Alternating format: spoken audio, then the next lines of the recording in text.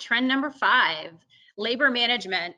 Labor constraints, we're certainly seeing that across the board in the US, both inside and outside the industry. It's kind of like, where did all of the labor go? Yeah, it's always been a trend, but now it's even bigger. It's everyone, right? It's always been an issue for the industry, but now it's an issue for everyone. It really is amazing.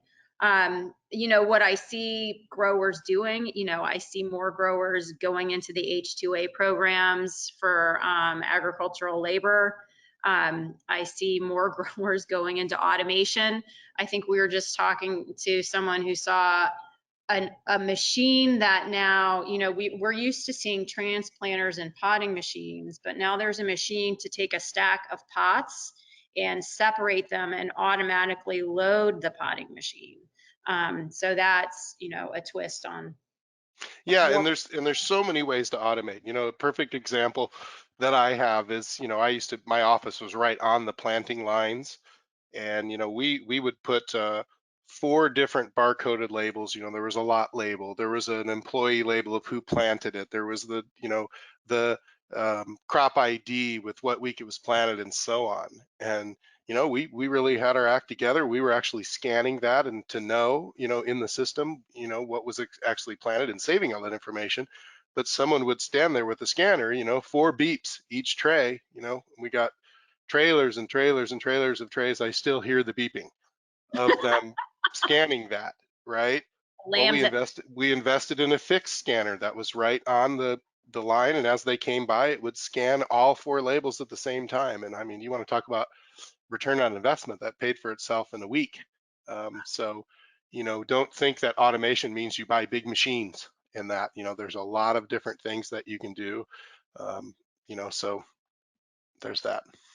Nice.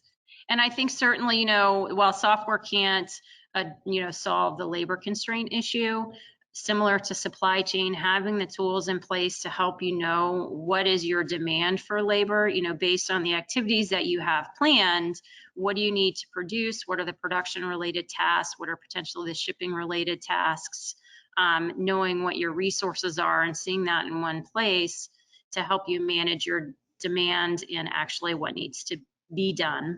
And we've also done some work helping clients with mobility, so the tools to help manage their labor and tasks from a mobile perspective as well. Yeah, that's one of my favorite stories of one of our customers. I won't get into all the details, but they searched for 3 years for something to track labor, but not only just track labor, but do it how they wanted to, to have teams of employees that, supervisors can create their teams, move them around, change cost centers and that. We used to do some of that, and there'd be 50 people lined up at a time clock to go up there and scan labels on the wall and everything. It was a nightmare. I don't think it was worth the data that we got from it.